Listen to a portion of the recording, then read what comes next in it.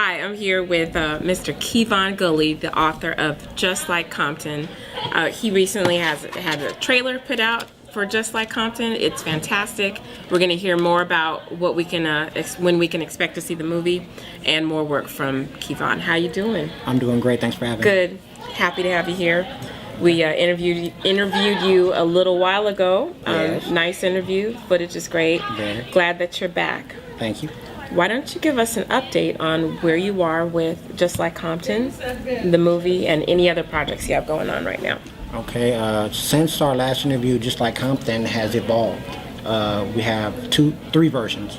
There's the hot version, then there's the college required textbook. They teach you that. They use it at Loyola Marymount. And then we have the high school version that's being used. Wait, so you have three versions? Yes, of the same book. Okay, so there's the hot version, which is just like Right. basically uncut. Then you have a college I have version. the college version that's a little bit modified. And then I have the high school version, the academic intermediate edition. So how are the college version and the high school version different? The college version is turned down, and the high school version is turned down completely. There's no cursing, there's no adult anything. Everything's turned down, and I added a redemptive value at the end. Okay. On top of a glossary, and there's a foreword by Dr. Ika Wiba-Bunting, PhD. So, needless to say, I think that's genius. Mm-hmm. How did you arrive to the decision to make all these different versions? The story needed to be told, and I figured what better way than in mass. And you go in mass, the best place to find a bunch of kids together is at a school. Mm-hmm. So I figured I'd tell the story at a school. In a nutshell, what is your story? What is this telling us? You don't have to be what you were. I'm the epitome of change. I'm proof that you can come from 0 and then go to 60. Mm-hmm. You just have to believe. You grew up in Compton? Absolutely. Rosecrans and Wilmington. What happened there? The call of the streets was too much for me, and I answered. Mm-hmm. I ended up in the streets, started going to prison, started going to YA, picking up guns, gang banging, the run of the mill, every system, foster homes, juvenile hall, youth authority, and then finally prison. Okay. I progressed. All right, but you're here to tell your story. Yeah. You wrote a book, so how did you get from being off the track to getting on the track? And being able to put together not only one book, but a college level version, a high school version. I think that's fantastic. Personally, I do. A required college textbook. It's not optional. See, and that, yeah, you can't take Sociology 104 social problems without using Just Like Compton, the book. It's the required college textbook. So how did we get off the track and then on the track? To get on the track, for me and people like me, you have to be tired. You have to be sick and tired of being sick and tired of what you were. And once you become sick and tired, you're ready to change. And I was ready to change. That's good. That's good. Can you tell us of any accounts of people coming to you and saying that this book has changed their lives?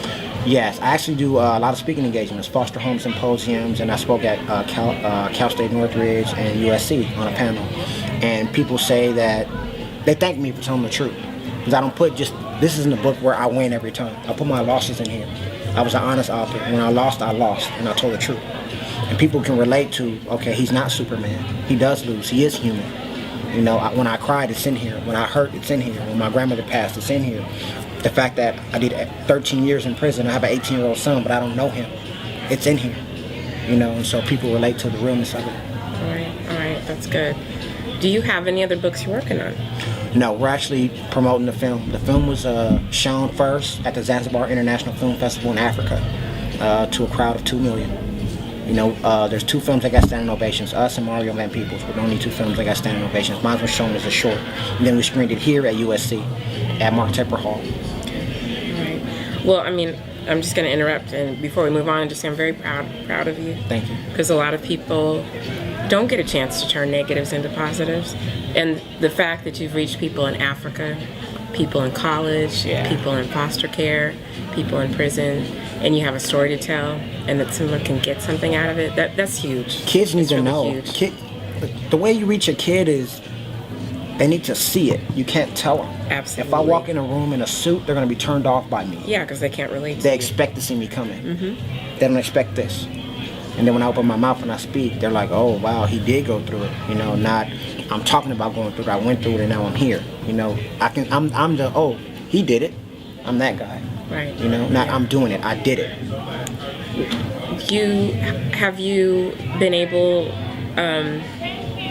since you've put this book out, have you been able to branch far outside of California? I know you mentioned Africa, but Absolutely. what do you do in the United States? Where are you most of the time? Where are you moving around? The book's been endorsed. The high school book's been endorsed by Pine Forest High School in North Carolina, Jackson State University. Dr. Janice Kinney Neal, she's using it. Loyola Marymount, and DeSoto, Texas. Curtis Dean Middle School. They were the first high school to use the high school version of the book. Okay. And it blew me away because they don't know anything about Compton, but it's not about Compton, it's the story within. Right. You know, it doesn't matter where you came from, you can change the middle and the end of your story. That's the focus. Absolutely. Absolutely. What's your next step? What do you think? I know you're working on getting your movie out there. What do you think you're going to do next? Swag. Swag is my nonprofit organization. It's students writing against gangs. Okay. And it's focused on at-risk youth. You know, I want the ones that people turn their backs on. You know, it's not that they're bad, they just don't relate to you. And that's the problem with us in our community. We send the wrong guy. And here's what I mean. When I was in juvenile hall, they sent the priest to talk to me. Wrong guy. You should have sent him, the ex-gang member. I would have listened to him. But instead we sent the priest. I'm not Catholic, so I don't want to hear what this guy has to say. But if you would have sent him, I would have listened. So now I'm taking it upon myself to send myself to talk to these boys. You're sending yourself? Or are you sending other people that Yes, have I had have your similar an experiences? entire team with me that go in there, from Hispanic gang members all the way to other gang members. Well, former gang members that have turned their lives around but still have influence in their neighborhoods. That's what's important. You can't turn your life around and then move to Palmdale. You have to be right here. The kids need to see you, and that's what's important. And that's going to become increasingly more so over the years here in the country, this country. They're already donating money. I have people like, they haven't even finished the 501c3 papers, and they're already donating money. Well, it's a worthy cause. It's very, very good, very important. What's your ultimate goal? I mean, you may... There's so many. Yeah. I mean, you may feel like... But the ultimate, saving little black boys. Okay. That's my goal. Okay. You know, maybe I can branch out to other people, but right now, saving little black boys is my goal. All right. And I may have asked you about this already. When do you think your movie will be out? Well, I'm still taking meetings for funding. I'm walking away from deals that aren't financially what I'm asking for. Okay. Because I know what it's going to do. Remember, there's never been a movie about Compton. I'm the first to do it.